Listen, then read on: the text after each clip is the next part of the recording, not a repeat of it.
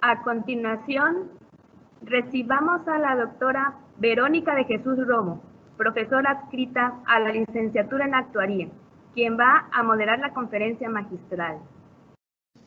Las actividades del segundo Encuentro Nacional de Mujeres en la Ciencia, organizado por la División Académica de Ciencias Básicas de la UJAT en el marco del Día Internacional de la Mujer y la Niña en la Ciencia, inician con la conferencia magistral Mujeres en la Ciencia, una carrera de obstáculos, disertada por la doctora Antígona Segura Peralta.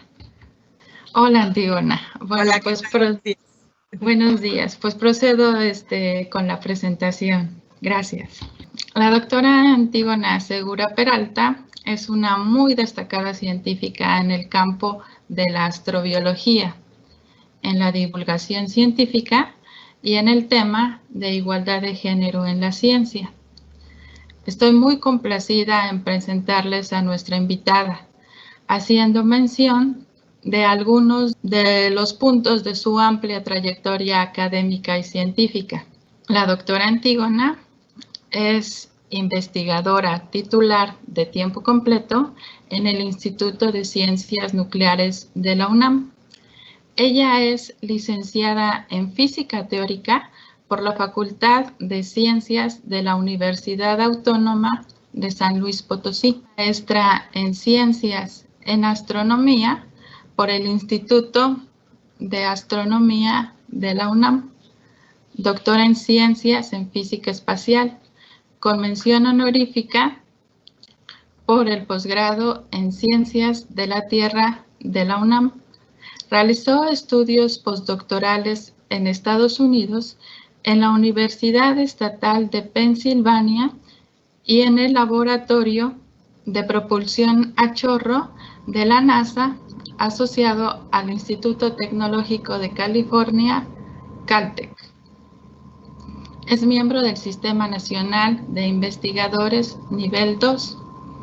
Ella también es editora asociada a Exoplanetas en Frontiers in Astronomy and Space Sciences en el periodo 2020-2022. Es presidenta de la Sociedad Mexicana de Astrobiología para el periodo de enero de 2020 a diciembre de 2021. En aspectos de equidad de género, nuestra invitada es miembro del grupo asesor del programa Mujeres en STEM y Sesgo de Género de la Coordinación para la Igualdad de Género de la UNAM, y también fue miembro de la Comisión Interna de Equidad de Género del Instituto de Ciencias Nucleares de la UNAM en el periodo de 2019 a octubre de 2020. Sin más preámbulo, para ayudarnos a discernir cuáles son los mecanismos que han impedido que las mujeres tengan mayor presencia en las ciencias, la tecnología, la ingeniería y las matemáticas, la doctora Antígona expondrá la conferencia Mujeres en la Ciencia, una carrera de obstáculos, en aproximadamente 30-40 minutos. La comunidad asistente podrá hacer preguntas a través del chat durante la presentación, mismas que serán entendidas al término de la exposición. Antígona, muchas gracias por estar aquí. Bienvenida. Comienza cuando quieras. Vamos a empezar por los hechos. En principio, esto lo estoy tomando de un reporte que se hizo en el 2006 acerca de las mujeres en la academia dentro de las áreas de ciencias e ingenierías. Y este reporte es de 300 páginas, entonces, pues, si se lo encuentran por ahí, pues, no necesitan leer las 300 páginas, pero sí hay un resumen inicial que concentra todo lo que encuentran ellos en este análisis, y ese se puede leer, son 10 páginas, y si leen esa parte, pues es muy ilustrativo de lo que pasa con las mujeres en la ciencia, incluso este estudio que pues ya tiene pues, casi 15 años, ¿no? Entonces, lo primero que dicen que es fundamental, que eso no ha cambiado en 15 años, es que la habilidad de las mujeres para hacer ciencias e ingeniería es exactamente la misma que la de los hombres. Es decir, no hay un solo estudio psicológico, biológico, neurológico que diga que las diferencias entre hombres y mujeres sean impedimento para que las mujeres no puedan ejercer en las áreas de ciencias e ingenierías. Entonces, esto es muy importante.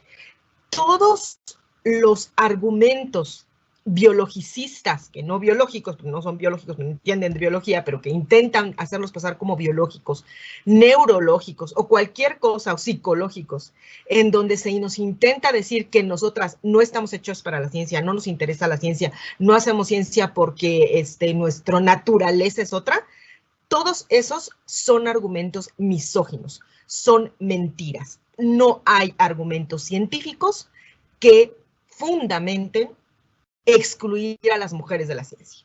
¿Ok? Entonces, si partimos de que hombres y mujeres tenemos la misma capacidad para el trabajo intelectual y la creación de conocimiento, entonces hay que explicar por qué en México, aquí está el caso de México, estas son encuestas, bueno, estos son datos tomados de la UNESCO, en donde hacen un recuento de cuántas mujeres hay en diferentes países de Latinoamérica en porcentaje. Entonces, estos son las mujeres investigadoras en cada uno de estos países. Y noten que los números datan de diferentes fechas, en particular los números de México son de 2013, porque no hay estadísticas más recientes de 2013. Entonces, una de las cosas que faltan en nuestro país son estudios serios acerca de cuántas mujeres existimos haciendo ciencia y, sobre todo, cuál es la situación de las mujeres, ¿no? O sea, sí, porque podemos decir, no, pues sí, son 30%, qué bien, pues vamos a aumentarle, pero ¿cómo vamos a aumentarle si no sabemos cuáles son los obstáculos a los que se están enfrentando? Entonces, en 2013 teníamos 33% de mujeres en ciencia. El Sistema Nacional de Investigadores, que en un rato más voy a regresar al Sistema Nacional de Investigadores, ahí teníamos 22.6% de mujeres en el 2019, ¿no? Esto sí es de hace poquitito. 2019, 22.6% mujeres. Bueno, entonces, una de las cosas bajo las que se construye la sociedad son los estereotipos de género, en donde las mujeres supuestamente tenemos ciertas capacidades, ciertos atributos, mientras que los hombres tienen otros atributos, y estos atributos no son idénticos, sino complementarios.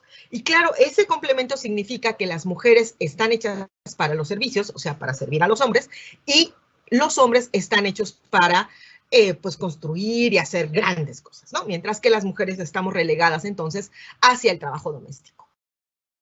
Entonces, si vemos de qué se trata la ciencia, ¿no? Pues cuando vemos la ciencia, si vemos, digamos, hay muchas definiciones de ciencia, de hecho la gente en filosofía de la ciencia sigue hablando de cómo definir la ciencia, pero en principio, si ustedes ven como las definiciones canónicas, pues se trata finalmente de utilizar el razonamiento, de sistematizar estructuradamente conocimientos, etc. Entonces, todo esto se opone al hecho de que a las mujeres se les haya considerado subjetivas, irracionales, pues buenas para los cuidados, pero biológicamente inferiores, y esto implica que también nuestras capacidades neurológicas y de pensamiento son inferiores, mientras que a los hombres pues se les dice que son objetivos, racionales, capaces, ¿no? Que ellos sí son buenos para las matemáticas, etc. Entonces, estos estereotipos de género, de principio, ya nos relegan de la actividad científica, ¿no? Ahora, nosotros podemos decir que, no, es que yo estoy criando a mi hijo y a mi hija de manera que entiendan que aquí todos somos iguales y no sé qué. Sí, esa es una parte. Pero la otra parte es que cuando esa hija y ese hijo salen de su casa, ¿no? y se encuentran con las revistas del puesto de periódicos, se encuentran con el pasillo rosa y el pasillo azul de los juguetes en cada supermercado, se encuentran con que el profesor le aplaude cada cosa que hace el niño y a la niña le dice, no, pues es que, ¿por qué no mejor tejes? ¿Por qué no mejor haces esta otra cosa? Todas esas cosas que se van enfrentando los niños y las niñas durante su desarrollo, forma a los niños. O sea, no es nada más, es que es culpa de las mamás porque son machistas. No, es toda una sociedad, un sistema social que soporta estas ideas, ¿sí? Entonces, los estereotipos de género no son una cosa menor y no es una cosa nada más con que, es que no le hagas caso, es que no importa, ¿no? Porque te lo vas a encontrar una y otra y otra y otra vez. Y ese proceso es agotado. Entonces, estos grandes hombres, por ejemplo, esto lo saqué de la tesis de doctorado de Rosario Castellanos, la tesis se llama sobre cultura femenina, y ella analiza, de hecho, prácticamente todo un capítulo es sobre las opiniones que estos grandes hombres tienen de las mujeres. Y como estas opiniones hay un montón, de hecho pueden bajar el PDF de la tesis de Rosario, duele el estómago de leer la clase de cosas que estas personas pensaban de nosotros. A principios del siglo XIX, finales del siglo XVIII, estaba principios del XX, finales del XIX, estaba Moebius, que era un neurólogo muy, muy famoso, que dice, no es tarea fácil explicar en qué consiste la deficiencia mental de las mujeres. Puede decirse que es lo que se encuentra entre la imbecilidad y el estado normal. Eso éramos las mujeres, ¿sí? Este es un neurólogo, este es un científico, ¿sí? Entonces, la ciencia misma sustentó la idea de que las mujeres éramos idiotas y por lo tanto no podíamos hacer ciencia. Aunado eso a la prohibición de que las mujeres pudiéramos ir a las universidades y que cuando logramos entrar, las violencias que vivimos dentro de las universidades eran un montón, siguen siendo un montón. Entonces, cuando juntamos todo eso, pues entonces se refuerza la idea, ¿no? No, es que miren, pues no estudian, ¿no? Bueno, pues me tenías prohibido ir a la escuela, ¿no? Aún así entré. Oye, pero pues es que no terminaste. No, pues es que me jodiste hasta que me harté, ¿no? Entonces, esas son el tipo de ideas. Y como estas ideas de este hombre, pues se las encuentran en Facebook y en Twitter y en todos lados hablando de nosotras, ¿no? O sea, esto lleva más de un siglo, pero pues no es muy diferente. Y hay un caso muy particular que es el de Ben Barres, que también es un neurólogo, pero es un neurólogo, él falleció hace un par de años, y la cuestión con Ben Barres es que es un hombre trans, es decir, cuando nació, el sexo que se le asignó fue de mujer, y él pues hizo una buena parte de su carrera científica identificándose como mujer, pero llegó un momento en que decidió que, bueno, pues era hora de identificarse con su verdadera identidad, que era hombre. Entonces dijo, bueno, yo soy un hombre trans, y entonces se dio cuenta de que pasaban un montón de cosas. Una de las cosas que sucedió fue que en un congreso, uno de los investigadores le dijo, haces mejor investigación que tu hermana. Ben Barres no tiene hermanas. Se refería al mismo Ben Barres cuando se identificaba como mujer. Y claro, esto es anecdótico, ¿no? Pueden decir, bueno, no, fue una cosita.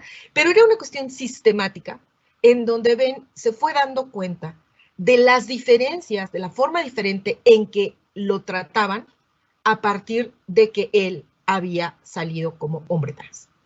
Entonces, esto pasa en las comunidades académicas, independientemente de qué tan educados y qué tantos doctorados y postdoctorados y tonterías tengamos, todas esas cosas no nos impiden tener dentro de nuestra cabeza toda la carga social de racismo, clasismo, misoginia, homofobia, etcétera, ¿no? Lesbofobia, etcétera. Entonces, todo ese conjunto de cosas lo cargamos también la gente que estamos en academia y la gente que hacemos ciencia, ¿sí? No nacimos flotando en una nubecita, nacimos en esta sociedad y hacer ciencia no nos excluye de la sociedad, somos parte de ella. Bueno, entonces hay un estudio muy interesante que hace, ¿esto se trabó? Ya. Que hace la doctora Norma Blázquez, que esta es su tesis de doctorado, de hecho está también disponible en PDF si la buscan, que se llama El retorno de las brujas.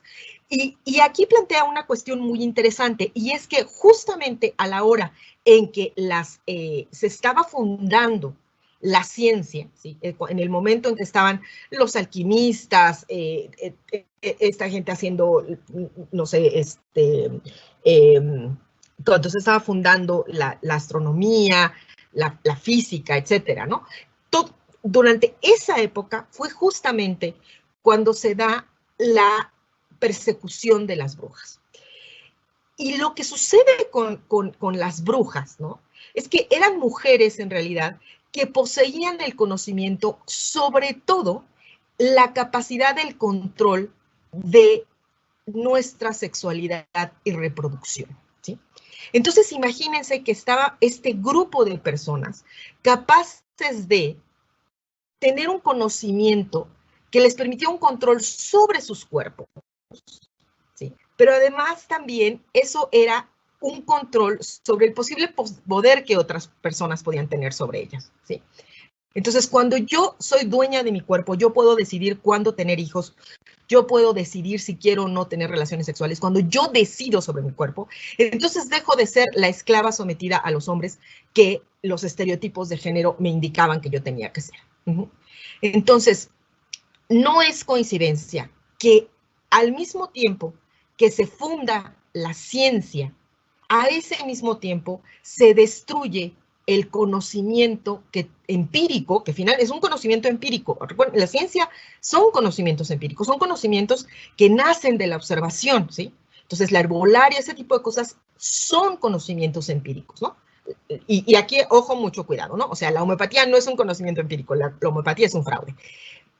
Pero, por ejemplo, la herbolaria son conocimientos empíricos. Y todos estos conocimientos que teníamos las mujeres en esa época, y estoy hablando no solo de Europa, sino también de América, todos esos conocimientos eran parte del control de nuestros cuerpos. Y todo eso se destruye mientras que se funda la ciencia. Y entonces se funda una ciencia en la que básicamente se excluye a las mujeres, ¿sí? Entonces, todo esto es de Norma Blázquez. Entonces, las mujeres quedamos excluidas del cuerpo de conocimiento que es aceptado por la sociedad occidental, ¿no?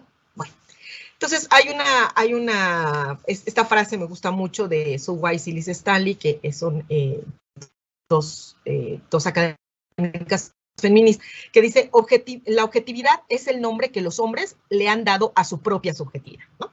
Porque entonces nos dicen, es que tú no eres objetiva. Discúlpame, pero nadie es objetivo, ¿no? O sea, lo objetivo es de los objetos, ¿sí?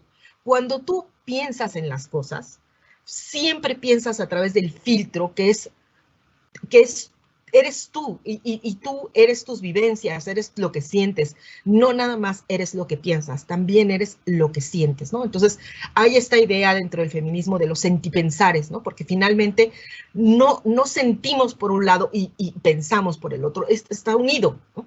Y eso lo hacemos los hombres y las mujeres, ¿no?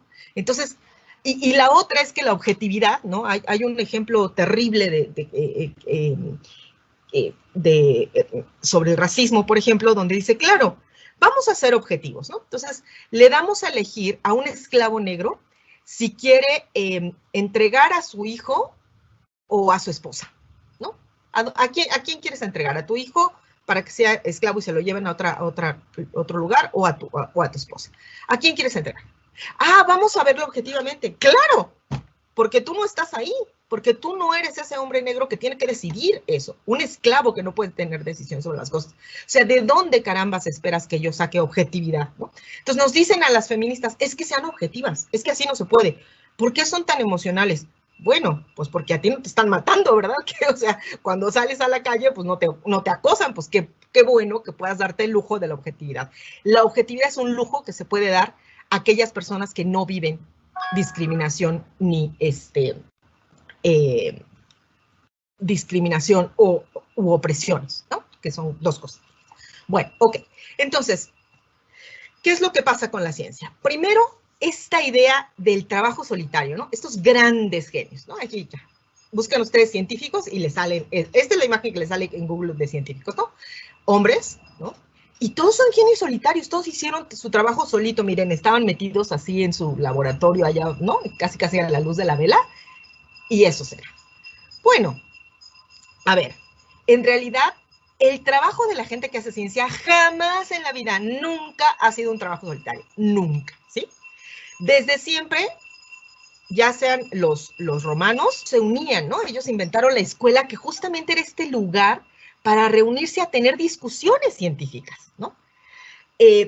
Después se hacían las cartas, ¿no? Se mandaban cartas, y hay un montón de cartas entre la gente de ciencia que iban y venían, y así se tomaban discusiones científicas, y esas cartas se convirtieron en lo que los journals, que son revistas en donde quienes hacemos ciencia reportamos lo que hacemos. Y ustedes, si van a las revistas científicas, lo que van a ver es que rara vez hay artículos donde aparece una sola persona, ¿sí? La mayoría de los artículos aparecen 2, 3, 4. Hay artículos, por ejemplo, como los del Gran Colacionador de Hadrones, que son miles de personas las que están ahí, ¿no? Entonces, la ciencia requiere comunicarse con otras personas. Y de aquí también surgen las reuniones científicas, las sociedades científicas, ¿no? Las más viejas son de los 1600, ¿no? Que son las dos que puse aquí, la Royal Society y la Academia Francesa de las Ciencias. Entonces, estos personajes no pensaron solitos las cosas, ¿no? Los hicieron en comunidad, los hicieron hablando con otras personas. Bueno. La otra cosa es que, entonces, una vez que instituimos la ciencia, se construye una sociedad, ¿sí? Y esto viene de los estudios de sociología de la ciencia. La sociología de la ciencia es esta ciencia que nos estudia a quienes hacemos ciencia como si fuéramos una tribu, ¿no? Porque somos una tribu, de hecho, ¿no?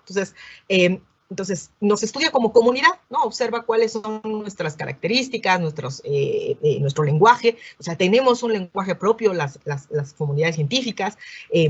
Tenemos nuestros códigos internos, a veces escritos, a veces no escritos, la mayoría no escritos. Entonces, tenemos una comunidad, y en esa comunidad, este tipo de comunidades de la ciencia, están basadas en las jerarquías. Y cuando hay jerarquías, hay un poder que es implícito. Entonces puedo decir, ay, no, pero pues yo, pobrecita, soy una investigadora, nada más que pues no tengo, no, yo tengo un poder. Yo tengo un poder sobre las personas que están abajo de mí en la jerarquía. ¿Quiénes están abajo de mí en la jerarquía? La persona que hace un postdoc conmigo, la persona que hace un doctorado, que hace una maestría, la persona a la que le doy clase, ya sea de licenciatura o de maestría. Todas esas personas están abajo de mí en la jerarquía y yo tengo un poder sobre ellas, ¿sí? Y ese poder me lo da la misma estructura como está constituida la ciencia, ¿sí? Entonces, si alguien allá abajo me acusa de que, es que Antígona acosó, Antígona dijo esto, no sé qué, va a haber siempre gente a mi alrededor que va a decir, no, Antígona no es así. No, yo la conozco de hace años y no es cierto, ¿no? Entonces, ese tipo de estructura lo que hace es proteger a las partes de arriba, porque llegar allá arriba implica cosas, ¿no? Implica la meritocracia, ¿no? Te mereces estar allá arriba, no cualquiera llega, te lo mereces. Y la meritocracia es uno de los mitos, ¿no? Así, no, siempre y cuando se lo merezcan. No, que no sean hombres o mujeres, simplemente lo que hay que pensar es que son personas que se lo merezcan. Ajá. Y qué casualidad que cuando vamos a un instituto, la gente que se lo mereció fueron hombres blancos, ¿no? Qué casualidad. De verdad, nomás ellos se ganaron el premio de la meritocracia, llegaron en esa carrera, nomás ellos fueron capaces de llegar. Porque la meritocracia lo que dice es que aquí las capacidades es lo que cuenta, ¿no? Entonces, los que están allí es porque son muy capaces. ¿Y todos los que no llegaron no son capaces? No. Todos los que no llegaron ahí porque hay toda una estructura que les pone obstáculos que a otras personas no les pone. Entonces, la meritocracia es un mito, ¿sí? Es el mito que sostiene que las personas que llegaron ahí llegaron porque se lo merecen y las otras no. Y eso no es cierto. Llegaron ahí, sí, o sea, nadie duda que hicieron un gran trabajo y que hicieron sus tareas y que hicieron sus artículos, etc. Nadie duda eso. Pero además tuvieron otras condiciones sociales que les permitieron llegar y a otras no. Bueno, y los que nos permiten llegar, claro, somos extraordinarios, ¿no? Entonces, aquí lo que estamos viendo, pues, es ahora un conjunto de mujeres, ¿no? Mujeres en la ciencia. Que nos vamos enterando que existen, ¿verdad? Porque durante siglos, no, pues las mujeres no hicieron nada. De hecho, yo he visto así cosas en Facebook. No, pues es que la ciencia, pues es que la hicieron hombres. ¿Qué culpa tengo yo de que así sea? ¿No? Voy al libro de secundaria de mi hijo, tengo un hijo de 15 años ahorita, y cuando estaba en la secundaria, me asomo al libro, ¿no? Y la única mujer que aparece ahí, y pues ya porque ganó un premio Nobel, ¿no? Porque si no, bueno, 2, además. Entonces, no hay más mujeres. Las mujeres no existimos en los libros de historia. Y no existimos en los libros de historia ni dentro de la filosofía, ni dentro de la historia misma, ni dentro de la arqueología. De repente, ¿no? Tenemos a Cleopatra, ¿no? Así. Recuerdo, una vez vi un libro así de gordo sobre la historia de México. De esos que se ponen así que le llaman de mesita de centro, ¿no? Así, que compra la gente rica para hacer como que lee. Entonces, ahí estaba, ¿no? Y era hermosísimo, ¿no? O sea, tú lo abrías y así las páginas. La historia de México. ¿Cuántas mujeres había en la historia de México? ¿Saben cuál era la única mujer que aparecía? Aparecía Félix, se me fue su nombre ahorita. Recuérdenme el nombre de esta actriz, su nombre de pila, que se apellida Félix. Era una actriz era la única que aparecía, y no porque tengo problemas de que aparezca una actriz, qué bueno que aparezca la actriz. Sor Juana no estaba, ¿no? O sea, todas las mujeres que hicieron la revolución, la independencia, ninguna mujer estaba, ¿no? Entonces, esto es invisibilizarnos. Ahora, hay que ser muy claros. No es que las mujeres las han borrado de la historia así, mágicamente desaparecieron. No. A las mujeres nos borraron. Los hombres nos han borrado de la historia, ¿sí? Porque no es que, ay, ¿quién sabe dónde se fue? No. Esto fue un acto deliberado, ¿sí? Nos borraron de la historia. Entonces, por eso es importante saber quiénes fuimos, qué hicimos y quiénes somos ahora. Para dejar de pensar que el hombre es el que construye las cosas y entonces el hombre puede ser el sinónimo de humanidad, el hombre llegó a la luna, la historia del hombre. No, el hombre no es igual a humanidad, ¿sí? El hombre es la mitad de la humanidad y no importa lo que diga la RAE. Decir hombre igual a humanidad, eso es borrarnos a nosotras de la historia. Bueno, dejen de contribuir a eso. El sesgo implícito. Bueno, ese es un mecanismo porque que nace justamente de todas estas ideas de que nacimos en sociedad. Entonces, como nacimos en sociedad, pues tenemos todos estos sesgos, todas estas ideas acerca de la gente, ¿no? Entonces, cuando yo veo a una persona, ¿qué imagen me da? ¿No? De inmediato, así, háganse conscientes, ¿no?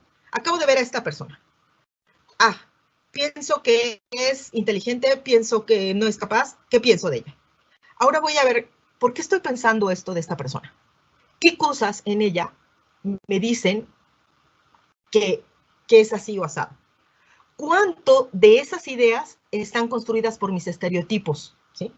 Bueno, la gente de ciencia dice, no, yo no soy racista, yo no soy misógino, no, yo jamás. Bueno, entonces, ¿en qué consiste esto que están viendo aquí? Se agarra 2 currículums idénticos. A uno se le pone nombre de mujer y a otro se le pone nombre de hombre. Y se le envía a la gente de la academia. Y les dicen, por favor, díganme si lo contratarían, ¿cuánto le pagarían? Si contratarían a esta persona, ¿cuánto le pagarían? Bien, pues. Entonces, después de analizar los currículums, ¿no? La gente califica siempre por debajo, este lado gris claro es cómo se calificó a la mujer y el lado gris oscuro es cómo se calificó al hombre. Y noten que siempre al hombre se le califica por arriba de la mujer. Son currículums idénticos, analizados por gente de la academia, ¿ok? Siempre las mujeres estamos por debajo. ¿Qué salario le darían con un currículum idéntico? Miren la diferencia. Estos son $26,000 al año, no, arribita de $26,000 al año para la mujer y arriba de $30,000 al año para el hombre, ¿sí? Entonces, nada más por ser mujeres. Esto es la academia. La gente en la academia tenemos sesgos implícitos. Otra vez, porque no nacimos en una nube. Nacimos aquí, en la tierra, rodeados en una sociedad que es misógina, clasista, racista, etcétera, ¿no? Entonces, algo similar pasa si ustedes mandan el currículum de un hombre negro y de un hombre blanco. Entonces, al final, quienes están beneficiados por todo esto, pues son los hombres blancos, ¿no? Ahora, cuando ustedes niegan que eso existe, ¿sí? entonces es peor.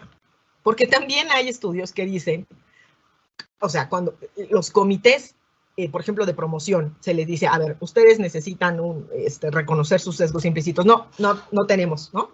No creemos en esas cosas. Bueno, esos son los comités que peor califican a las mujeres, que peor califican a las personas racializadas, ¿sí? Entonces, no reconocer nuestro sesgo implícito es un problema dentro de la academia. Ok, ahora, vamos al Sistema Nacional de Investigadores para sentirnos más aquí en México, ¿no? Este es un estudio que se hizo con personas que pertenecen al SNI entre 2002 y 2013. Y lo que se hizo fue analizar todas las publicaciones reportadas por estas personas dentro del SNI. Entonces, esto fue lo que se encontró. Miren, esta es la edad de las personas, ¿sí? Y esto de aquí es una medida de la productividad. Entonces, entre más arriba, pues más productivos son, entre más abajo, menos productivos. Entonces, las mujeres están en color negro y los hombres están en color gris. Y aquí dividieron en universidades y centros, ¿no? Porque hay centros CONACYT y hay universidades, las universidades públicas, ¿no? Y están los centros CONACYT, como por ejemplo el CINVESTAB, el INAOE, ¿no? El Instituto Nacional de Óptica y Electrónica, el INAOE, el CINVESTAB, etc. Bueno, entonces, estos son los centros y estos son las universidades. Entonces, las mujeres en las universidades, noten que empiezan siendo más productivas que los hombres, ¿no? Aquí están los hombres, la línea gris continua son los hombres en las universidades, ¿sí? Y ya, pues ya cuando llegan como a 60 años, entonces son cuando las mujeres empiezan a ser menos productivas que ellos. En el caso de las mujeres, ¿sí? Las mujeres bajan su productividad, en el caso de las mujeres en los centros de investigación, las mujeres bajan su productividad y luego sube hacia cuando son más grandes. Pero noten que los hombres en los centros de investigación, están acá abajo, siempre son menos productivos que ellas, siempre, a todas las edades, ¿sí? Entonces, en las universidades públicas, más o menos, las mujeres son 8% más productivas que sus pares hombres, ¿sí? Bueno, ok, entonces somos más productivas, como está el Sistema Nacional de Investigadores. Bueno, en el 1999, las mujeres en todo el Sistema Nacional de Investigadores eran casi 17%. Hoy en día son 22.6%. Es decir, que en 20 años aumentó 5.7%. Entonces, si queremos llegar a 50-50, no, pues, así como va, ahí nos cuelga. Bueno, pero vamos a hacerlo todavía más divertido. Miren, estos son los niveles del Sistema Nacional de Investigadores. Nivel de candidato, nivel 1, nivel 2 y nivel 3, ¿no? El nivel 3 es el máximo. Entonces, noten que la cantidad de mujeres, déjenme, de hecho, voy a, ay, no, ¿qué hice? Aquí, voy a aumentarle tantito aquí. Ahí está. Entonces, ahí, va. Entonces, miren, este es el área físico-matemáticas y ciencias de la Tierra. En el nivel C, ¿sí? Este es el 2019, la línea continua, y la línea punteada es 1999. Entonces, empezamos aquí y acabamos aquí. Entonces, en el 1999 había 21% de mujeres en nivel C y 31% de mujeres ahora hay en el nivel C. En el nivel 3 pasamos de 8% a 11.5%. Wow, ¿no? Entonces, noten que conforme avanzamos hacia niveles más altos, hay cada vez un menor y menor porcentaje de mujeres, ¿no? Pero éramos más productivas, ¿se acuerdan? Ajá, pero no subimos de nivel. ¿Qué tal? Físico-matemáticos. Vamos acá. Ingeniería está más divertido. Miren, cuando en 1999 había exactamente 0 mujeres. 0. En el nivel 3. Ahora ya hay casi 7%. Wow, ¿verdad? Bueno. Entonces, otra vez, ¿sí? Para abajo. Entonces, las mujeres somos más productivas. Les recuerdo. ¿Dónde está eso? Eso es el sesgo implícito. Porque quienes nos evalúan son otras personas que hacen investigación, ¿sí? Mientras estas personas no reconozcan su sesgo implícito, y digo esas personas porque yo jamás he sido una de las evaluadores de CONACYT, de SNI, del Sistema Nacional de Investigadores, entonces puedo deslindarme de esa responsabilidad por ahora. Son SNI 3, ¿no? Las personas que, ¿no? Y son SNI 3, pues la mayoría son hombres, ¿no? Qué bien. Bueno, convenientemente. Ok, entonces, diversidad versus inclusión. A ver, ¿cuál es la diferencia? No sé, vamos a hacer diverso este departamento. Vamos a contratar más mujeres, vamos a contratar personas indígenas, vamos a contratar o visibilizar aquí a las personas gays que tenemos, a las lesbianas, etcétera. No, vamos a hacerlo diverso, que haya mucha gente de diferentes tipos, ¿sí? Bueno, la verdad es que de todos modos la cultura dominante pues sigue siendo la de los hombres, ¿no? Los hombres blancos en particular, los hombres. Bueno, entonces, normalmente hay una curva de distribución, esta curvita que les estoy mostrando, son la curva en que se distribuyen las poblaciones en general, ¿no? Pero, por ejemplo, también la productividad, ¿a qué me refiero con productividad? La productividad normalmente está medida por la cantidad de artículos que publicamos, la cantidad de veces que nos citan en esos artículos y la cantidad de, por ejemplo, estudiantes que producimos, ¿no? De posgrado sobre todo. Bueno, entonces, normalmente en una comunidad, pues están los buenazos, ¿no? Que producen 20 artículos al año, pues la mayoría que producen 1 o 2 artículos al año, y los malos que no producen nada, que cada 3, 4 años producen algo, ¿no? Entonces, en realidad, cuando nosotros llegamos a una comunidad, la mayoría está aquí, no son extraordinarios. Pero cuando llega alguien, ¿no? Yo, por ejemplo, fui la única mujer en mi departamento durante años, ¿no? Entonces, ¿qué se espera de mí? Pues se espera que Antígona represente a las mujeres, ¿no? Entonces, hicieron un programa en la UNAM donde dijeron, vamos a contratar solo mujeres y vamos a meterlas aquí y allá. Y luego fracasó. ¿Qué pasó? No, pues es que se esperaba que esa única mujer fuera representante del 50% de la población. Y así era como se le iba a calificar, ¿no? Entonces, todo el mundo estaba encima de mí. Dejé de publicar un año. Antígona, ¿qué pasó? 4 investigadores vinieron a mi puerta a buscar, ¿no? 2 años después me enteré que había otro investigador joven hombre, blanco, que no había publicado tampoco, nadie fue a visitarlo. No solo eso, subió, no saben dónde está ahora, ¿sí? Entonces, ¿cuál es la diferencia? Pues que todo el mundo me estaba poniendo el ojo porque yo era la diferente, ¿sí? Yo era la única ahí que no era hombre, ¿sí? Entonces, esa es la diferencia entre diversidad e inclusión. Sí, había diversidad porque ya había una mujer, pero eran incluyentes, no, porque yo seguía sintiéndome como una extraña dentro de esa comunidad. Les recomiendo que vean, que busquen este video hoy, no, es de 8 minutos, entonces no me da tiempo de verlo hoy, pero busquen de Poor Pixar, ¿sí? Le pueden poner ahí los subtítulos en español, y o sea, les muestra con una caricaturita muy linda de qué se trata esta de la diferencia entre ser diverso en una comunidad y ser incluyente dentro de una comunidad.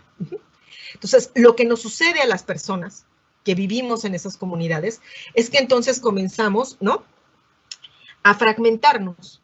Es decir, ok, si yo soy mujer, pero si me visto de ciertas maneras en las que no me vea tan femenina, entonces voy a pasar desapercibida. Entonces me van a escuchar, entonces me van a dejar de ignorar. No pasa así exactamente, parece, ¿no? Como que sí. Si todo el mundo se une en contra de otra mujer, sí, yo me voy a unir, ¿no? Contra, porque hay, ¿no? O sea, las mujeres, sí, ya sabemos, ¿no? Entonces, voy a hacer como que soy parte de ellos, pero en realidad nunca somos parte de ellos, ¿sí? En realidad nunca sucede, ¿no? Entonces, otro ejemplo, ¿no? Yo soy lesbiana y abiertamente hablo de mi novia y mi pareja dentro de mi grupo de trabajo. Y entonces tenía estudiante A que dice siempre, ay, es que mi novio, es que no sé qué, heterosexual, ¿no? Estudiante B que jamás habla de su pareja, nunca.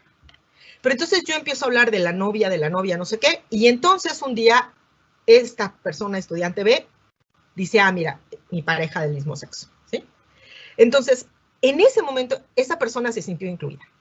A pesar de que si tú le hubieras preguntado a las personas heteras de mi grupo, ah, no, sí, claro, aquí somos muy incluyentes, pero por alguna razón, este estudiante nunca se sintió que estaba incluido, ¿no? A pesar de que dijimos, ¿no? Dijimos de dientes para afuera, sí, claro. Bueno, es que en realidad no lo dices, ¿no? Entonces, hizo falta que alguien dentro de la jerarquía dijera, aquí es aceptable que seas lesbiana o gay, para que entonces se sintiera aceptada esa persona. La doble jornada, ¿no? Ahora ya sabemos que pues, qué barbaridad, las mujeres están siendo menos productivas durante la pandemia, ¿no? Ahí está, ¿no? Este es un trabajo sobre género y clase, ¿no? Y paternidad, y la productividad académica durante la pandemia de COVID-19, ¿no? Y entonces dice, en resumen, lo que encontramos es que las mujeres académicas, especialmente las mujeres académicas negras y las madres, independientemente de su raza, están pagando la mayor parte de los impactos de la pandemia. Entonces, este hecho puede llevar a un incremento sin precedentes en la diferencia entre el género y la raza dentro de la ciencia, ¿no? Entonces, recomiendan pues que haya implementación de políticas para evitar eso. Pero esto no es de ahorita. Miren, este estudio que está acá es del 2009. Entonces, ¿qué hicieron? Fueron a la UNAM a preguntarle a personas que están en los diferentes estatus, les fueron a preguntar cuáles son cuánto tiempo le dedican a los servicios de cuidados y trabajo doméstico, ¿no? Entonces, trabajo doméstico y cuidados. Bueno, entonces, la gente que hace investigación, note, cuando están solteros, déjenme aumentarlo aquí porque de verdad que la imagen original estaba muy fea, entonces no hubo forma de ahí está. Entonces, a ver, la gente que hace investigación, o sea, que están contratados como investigador, que es una categoría en la UNAM, si están solteros, las mujeres hacen 12 horas y los hombres hacen como 9 horas, ¿no? Esa es la mediana, más o menos. Entonces, 9, 10, 11, 3 horas de diferencia. Cuando tienen hijos y cónyuge y pareja, entonces las mujeres hacen 30 horas, fíjese, se duplica para las mujeres, y los hombres hacen 14, ¿no? Para los hombres, la cantidad de horas dedicadas al trabajo doméstico y cuidados aumenta un poquito, mientras que para las mujeres se duplica. Y esto otra vez, por ejemplo, no considera qué tipo de parejas son, ¿no? Seguramente la mayoría son parejas heterosexuales, pero sería bueno saber qué pasa con las parejas lesbianas y las parejas gays, ¿no? Que seguramente pueden tener otras diferencias en esto. Entonces, estos están también, o sea, por ejemplo, noten que para los profesores de carrera, para los hombres profesores de carrera, de hecho, disminuye la carga de trabajo, o sea, ellos se dedican menos a los cuidados, ¿sí? Cuando tienen cónyuge e hijos. O sea, para los hombres que son profesores de carrera, de hecho, tener un cónyuge les quita carga, ¿no? ¿Y a dónde se va la carga? Miren, pues acá, ¿no? Entonces, esto es algo que ya sabíamos. No es nuevo, ¿no? Bueno. Y luego está, pues, la violencia de género. Entonces, miren, estos memes los bajé hace 2 años del grupo ahora, este año ya no hubo porque pues hay pandemia, entonces ya no conocen a sus compañeras, pero un grupo que se llama Facultad de Ciencias de la UNAM, que es un grupo de Facebook, y así, estos memes eran 20, ¿no? Así. Entonces, ¿qué idea hay detrás, ¿no? De esto. Entonces, estos son hombres que consideran que las mujeres somos adornos, ¿no? O sea, no vamos a la facultad a estudiar, a ejercer una carrera, o sea, aprender una carrera, biología. Las carreras que hay en la Facultad de Ciencias acá son actuaría, biología, física, ciencias de la tierra, matemáticas, ¿no? Creo que no se me olvida nada, o a lo mejor se me olvida alguna por ahí, pero no, básicamente son esas. Entonces, estas jóvenes que están entrando, pues básicamente en la mente de estos jóvenes entran pues para deleite de ellos, ¿no?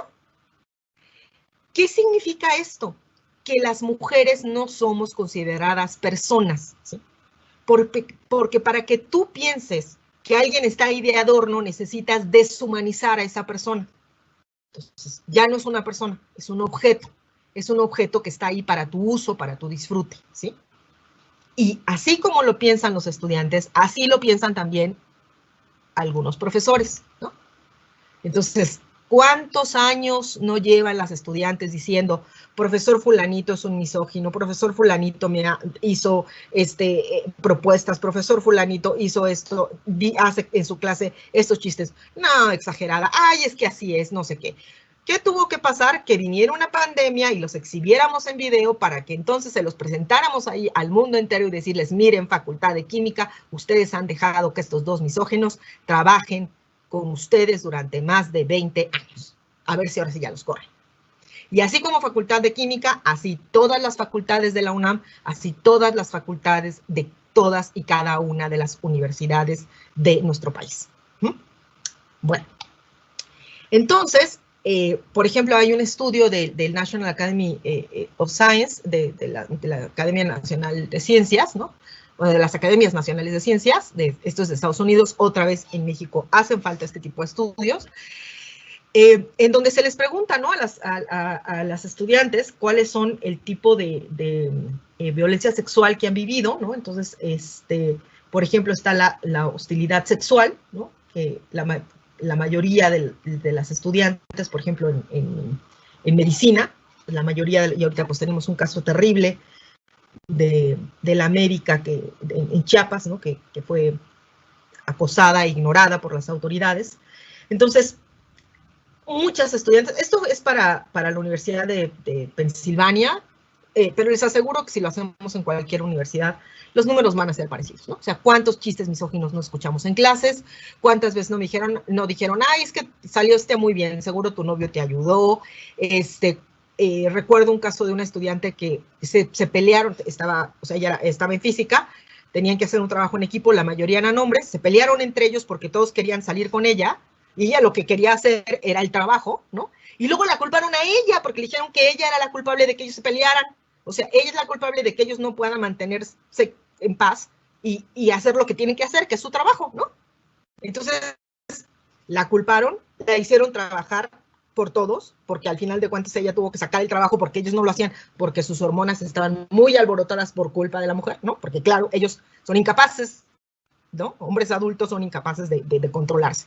Entonces, o sea, cuando dicen estas cosas, de verdad que los hombres deberían de pensar lo que están diciendo de sí mismos. Es que no me puedo controlar. Bueno, caramba, entonces, ¿qué eres, no? O sea, bueno. Entonces, se generó como parte de este reporte, este iceberg, ¿no? de violencias, ¿no? En donde, pues, lo más evidente es cuando hay una violación, cuando hay una agresión física, pero debajo de eso hay toda una serie de conductas que se esconden, que son las conductas iniciales, ¿no? Que van desde estos comentarios disfrazados de chistes, ¿no? Vamos a poner un ejemplo de una licuadora o una lavadora para que las mujeres lo entiendan, ¿no? Todas esas cosas continuamente dichas en clases no son chistes, son violencia sexual. Entonces, bueno, pues yo termino aquí con la forma, ¿no? Finalmente, es organizarnos. Es la única forma. Entonces, podemos pedir las cosas de muchas maneras. En la UNAM llevamos años pidiendo cosas, pero años, ¿no? Les voy a poner el ejemplo de la UNAM, que es el que yo conozco. Hasta que las estudiantes cerraron las escuelas, hasta que las estudiantes marcharon, hasta que las estudiantes pintaron paredes, fue cuando la UNAM comenzó a moverse, ¿sí? Hicieron un protocolo mal hecho, un protocolo que era llevado a cabo por personas que no tenían idea, sobre todo gente, abogados y abogadas que no tenían idea de lo que era la perspectiva de género, callaron las denuncias y lo único que hicieron fue hacer enojar más a las mujeres. Recuerdo que alguna vez una compañera, una colega física me dijo, lo que hay que tener es paciencia. Y yo en ese momento le creí, pero las estudiantes jóvenes me demostraron que la paciencia ya se nos agotó, que necesitamos espacios libres de violencia. Si su universidad no tiene un protocolo contra la violencia de género y no tiene gente dedicada a la violencia de género y a cuestiones de género de manera general, y políticas que cumplan todos, lo que está haciendo su universidad es violar sus derechos humanos. Ustedes como mujeres tienen el derecho a vivir una vida libre de violencia. Hay un documento oficial sobre eso. Entonces, necesitamos vivir una vida libre de violencia en todos los espacios. Empecemos por la academia. Si su universidad no lo está haciendo, oblíguenla. porque si no alzan la voz, nadie las va a escuchar. Qué bueno que hacen tendederos, organícense, es la única salida. Gracias.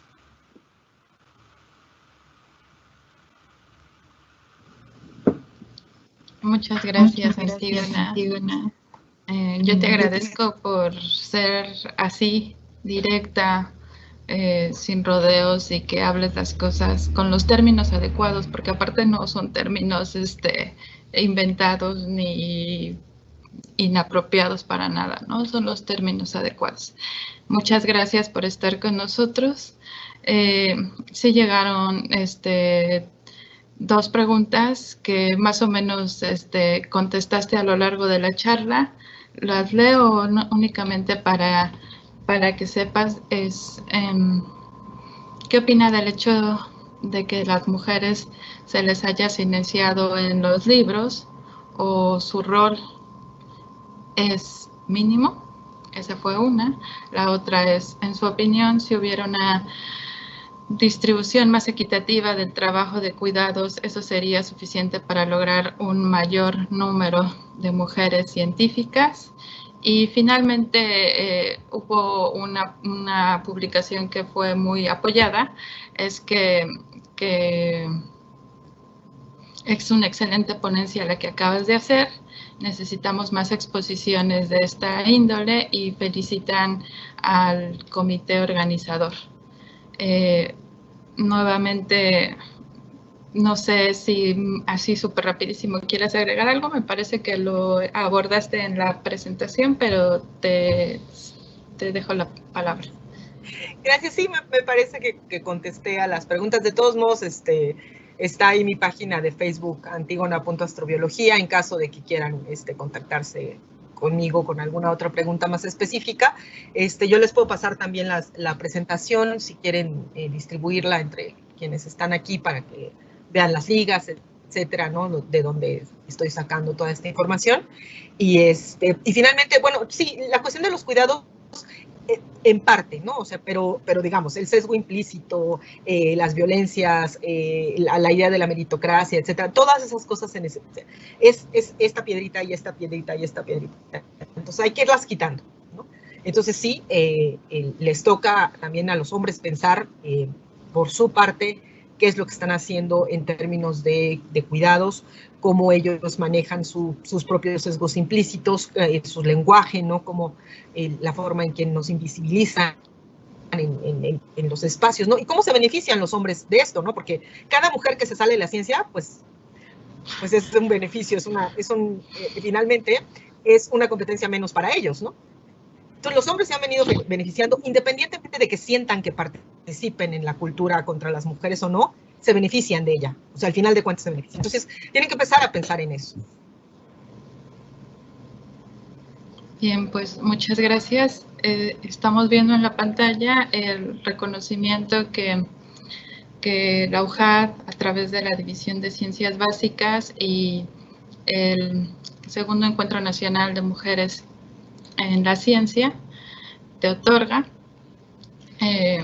por impartir la conferencia magistral Mujeres en la Ciencia, una carrera de obstáculos, dentro de las actividades del Segundo Encuentro Nacional de Mujeres en la Ciencia.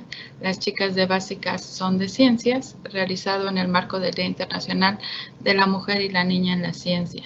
Esta actividad se lleva a cabo a través de la obra virtual universitaria el día 11 de febrero del 2021, firmada por el director y firmada por la maestra en ciencias Laura Livia Vázquez Broca. De mi parte te agradezco mucho, espero que el contacto no se pierda, nos encanta tu manera de exponer y pues las redes se están haciendo. Muchas gracias. No hay de qué, gracias por la invitación. Hasta luego. Hasta luego.